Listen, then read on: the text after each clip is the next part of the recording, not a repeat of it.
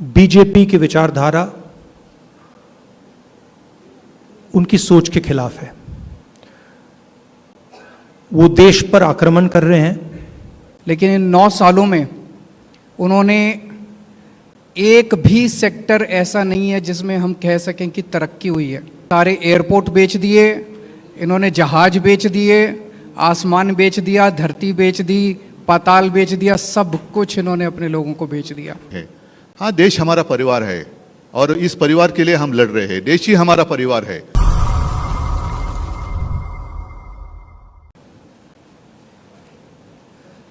मंच पे मौजूद सभी मुख्यमंत्रीगण और देश की 26 पार्टियों के सभी सीनियर नेतागण, आज हम सब लोग 26 पार्टियां बेंगलोर में यहाँ पे एकत्रित हुए। ये दूसरी मीटिंग थी। पटना में 16 पार्टियां इकट्ठी हुई थी, तो ये अच्छी बात है कि कुनबा बढ़ रहा है। आज से 9 साल पहले इस देश के लोगों ने नरेंद्र मोदी जी को भारी बहुमत देके जिताया था। इन 9 साल के अंदर उनके पास मौका था, वो देश के लिए बहुत कुछ कर सकते थे, लेकिन इन 9 सालों में उन्होंने एक भी सेक्टर ऐसा नहीं है जिसमें हम कह सकें कि तरक्की हुई है। हर सेक्टर को बर्बाद करने में उन्होंने कोई कसर नहीं छोड़ी। सबसे बेस्ट तो है आप सेकंड क्लास की रेलवे की टिकट लेके किसी भी ट्रेन में चढ़ जाइए, आपको पता चल जाएगा कि आज से 4-5 साल पहले रेलवे ठीक ठाक चला करती थी। आज पूरी बर्बाद कर दिया इन लोगों ने रेलवे। इन्होंने इकोनॉमी बर्बाद कर दी, इन्होंने रेलवे बर्बाद कर दी, सारे एयरपोर्ट बेच दिए, इन्होंने जहाज बेच दिए, आसमान बेच दिया, धरती बेच दी, पाताल बेच दिया, सब कुछ इन्होंने अपने लोगों को बेच दिया, कोई कसर नहीं छोड़ी। आज देश में हर आदमी दुखी है। युवा दुखी है, किसान दुखी है, मजदूर दुखी है, व्यापारी दुखी है, इंडस्ट्रियलिस्ट दुखी है, गृहिणी दुखी है। ऐसा कौन सा व्यक्ति है जो दुखी नहीं है? तो आज ये 26 पार्टियां, हम सब लोग अपने लिए एकत्रित नहीं हुए। हम देश को एक तरफ बचाना है, जिस तरह से पूरे देश के अंदर नफरत फैलाई जा रही है उससे बचाना है, और दूसरी तरफ एक नए भारत का सपना लेके हम सब लोग इकट्ठे हुए हैं, जिसमें हर युवा को रोजगार मिलना चाहिए, हर गरीब बच्चे को अच्छी शिक्षा मिलनी चाहिए, हर बीमार आदमी को अच्छा इलाज मिलना चाहिए। ये सपना लेके हम सब लोग इकट्ठे हुए हैं, जहाँ पे ऐसा भारत होगा जहाँ सब सुख शांति होगी, प्यार मोहब्बत होगी और देश तरक्की करेगा, ना कि देश के संसाधन जो हैं कुछ लोगों के लिए, चंद लोगों के लिए लुटाए जाएंगे। आज बहुत अच्छा डिस्कशन हुआ और मैं कर्नाटक सरकार को, कांग्रेस पार्टी को, मंच पे उपस्थित सभी मान्यवर और मेरे पत्रकार भाई और बहनों, दूसरी कामयाब मीटिंग हुई है हमारी और आपने देखा होगा तानाशाही के खिलाफ जनता इकट्ठा हो रही है। खरगे साहब, आपने तो हमारे अलायंस का नाम बता दिया, लेकिन मैं तो इंडिया, भारत, जिसके लिए हम लड़ रहे हैं उसी को लेके हम आगे जाएंगे। इसीलिए तो हम इकट्ठा आए हैं। और आप देखते होंगे, पहले सवाल कई लोगों ने मुझे पूछा कि अलग अलग विचारधारा के लोग हैं, राजनीति में विचारधारा तो अलग होनी चाहिए, इसी को तो प्रजातंत्र मानते हैं। लेकिन इसके बावजूद हम एक आए हैं क्योंकि अब लड़ाई सिर्फ हमारी पार्टी की नहीं है। कुछ लोगों को ऐसे लग रहा है कि परिवार के लिए लड़ाई लड़ रहे हैं। हाँ, देश हमारा परिवार है और इस परिवार के लिए हम लड़ रहे हैं। देश ही हमारा परिवार है, तो इस परिवार को हमें बचाना है। और लड़ाई हमारी एक पार्टी के खिलाफ या एक व्यक्ति के खिलाफ नहीं है, लड़ाई हमारी नीति के खिलाफ है, तानाशाही के खिलाफ है। और जैसे एक ज़माने में आज़ादी की लड़ाई हुई थी, तो अब आज़ादी खतरे में आई है।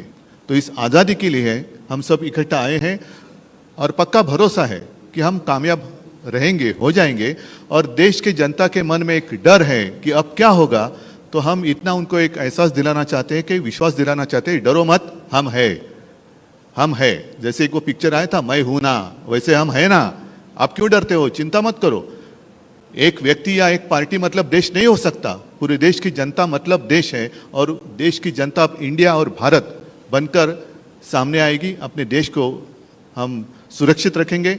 और 2 मीटिंग हुई है, आज की मीटिंग काफ़ी कामयाब रही। मैं खरगे साहब, आपको, शिव कुमार जी, सबको धन्यवाद देना चाहता हूँ, मुख्यमंत्री जी को देना चाहता हूँ। बहुत ही अच्छी मीटिंग हुई और अगली मीटिंग हम महाराष्ट्र में करेंगे, मुंबई में करेंगे। तारीख तो हम तय करेंगे ही, लेकिन अगली मीटिंग हम मुंबई में करेंगे। सबको धन्यवाद देना चाहता हूँ। जय हिंद, जय महाराष्ट्र। खारगे जी, शरद पवार जी, ममता जी, बाकी ऑपोजिशन के सीनियर नेता, प्रेस के हमारे मित्रों, आप सबका यहाँ बहुत बहुत स्वागत। यह हमारी दूसरी बैठक है और बहुत प्रोडक्टिव काम हुआ आज, बहुत स्मूथली काम हुआ। लड़ाई बीजेपी की विचारधारा, उनकी सोच के खिलाफ है। वो देश पर आक्रमण कर रहे हैं, बेरोजगारी फैल रही है, देश का पूरा धन चुने हुए लोगों के हाथ में जा रहा है। और इसलिए जब हम डिस्कशन कर रहे थे, हमने अपने आप से सवाल पूछा, लड़ाई किसके बीच में है? ये लड़ाई ऑपोजिशन और बीजेपी के बीच में लड़ाई नहीं है। देश की आवाज को दबाया और कुचला जा रहा है। ये देश की आवाज के लिए लड़ाई है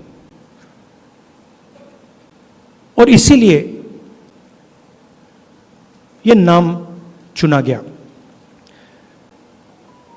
Indian national developmental inclusive alliance, मतलब इंडिया। लड़ाई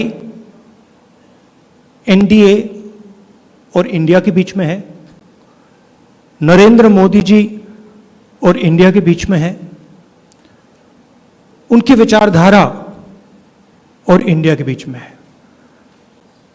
आप जानते हो, जब भी कोई हिंदुस्तान के सामने खड़ा होता है, इंडिया के सामने खड़ा होता है, तो जीत किसकी होती है, कहने की ज़रूरत भी नहीं है। मैंने कहा दूसरी मीटिंग है, इसके बाद हमारी मीटिंग महाराष्ट्र में होगी और हमने निर्णय लिया है, सब ने निर्णय लिया है कि अब हम एक एक्शन प्लान तैयार करेंगे जहां हम एक साथ मिलकर देश में हमारी विचारधारा के बारे में और जो हम देश के लिए करने जा रहे हैं उसके बारे में बोलेंगे।